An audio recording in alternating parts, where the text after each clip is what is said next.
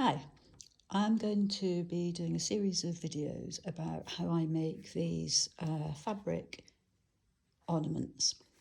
I did originally start them as Christmas things, but I enjoyed doing them so much and I had so much fabric of different kinds that I got a bit carried away.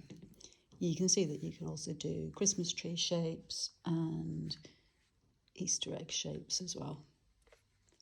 So these are some of the finished ones that I've done. And you can see sometimes I stick to squares and stripes, sometimes I go for patterns, sometimes I mix plains with pattern with stripes. There really are no rules about how you make these. Some of them I haven't quite finished off yet, so that's on my to-do list, which is quite long. These were a set of fat quarters that I got, and in a future video I'll talk to you about how to choose your fabric so you know how to fold it, because in here there are some beautiful bees and things, and it's one of the mistakes I've made when choosing my fabrics that I think, oh yeah, those bees are lovely, we'll be able to see those. That doesn't always work out. So today I'm going to talk to you about some of my fabrics and give you a little bit of advice about which ones work out well and which ones don't. If you're a little bit like me and you like things to do matchy-matchy, this kind of thing is really fun to do, although it can sometimes send you a bit impatient just to get it right. I don't think I've got any more of that fabric to hand at the moment, but I'll talk to you though in a minute when I go through these fabrics here. So this is a selection of fabrics, and some of them I know I will use for these ornaments and some of them I know I won't. This one is a nice jungle kind of print.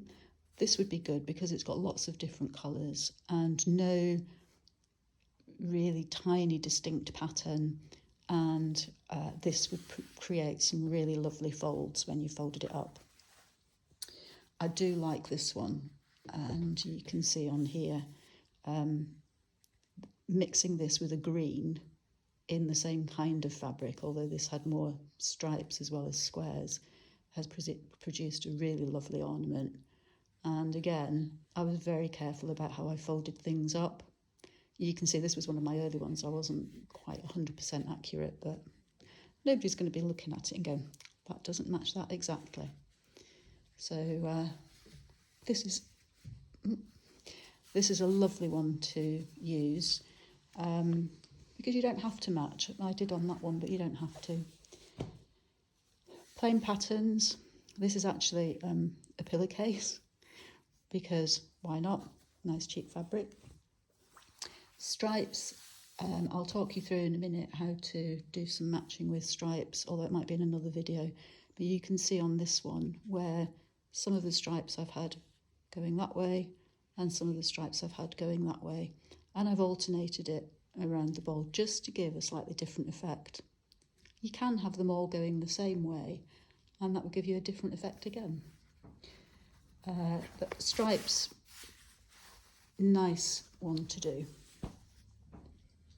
If you've got wide stripes like these, I know these are squares, the same principle applies. If you've got wide ones like these, they make it slightly more difficult, but just as interesting. This one, again, a lovely fabric. These are mostly cottons, by the way, mainly because you don't really want one that's going to stretch too much. So lovely cotton fabrics here. This would cut up nicely, and I've just realised I didn't tell you that the squares that I use are 2.5 inches by 2.5 inches. You can make sure that your squares are all the same, so by making bigger squares or smaller squares if you want particular patterns, but sometimes I play around just to see what I get. This one I bought because I thought it would be quite good, but then when I thought about cutting it, I realised that actually you're going to get quite a lot of dotty and it's not going to be obvious that these are Easter eggs. Excuse me. So this is a lovely fabric, and I will probably use it for a different project, not necessarily for these. This one is another Easter type fabric. Again, nice neutral. Bit of a hole there, I'll have to make sure I avoid that. But this would be nice to use perhaps instead of some of the plain. A nice neutral colour. This is a different colourway to that other one that you've just seen. Oh, this is one of my favourites. Look at these lovely roses. A nice tiny print like this, where you can't really see the regularity of the pattern. This works really well for folding. And you can see I've used it in this one here. You're not really going to notice that they don't all match, and that's fine. Oh, I'll keep this one here. This, again, a beautiful fabric. I can't remember if this is Liberty, actually. But you can see how just by folding it in different ways, you can get different patterns emerging. So that's one side. I folded the squares in a slightly different way to get this pattern. And again, I was very particular about this, to try and get these all matching as much as possible. It was okay, I did that. These ones with lovely minute detail, they're great for doing. Again, this is lovely. It can be used as like the pattern bit or just the kind of plain strips. Another lovely one, nice busy pattern. This one, now this would be interesting because of the stripes.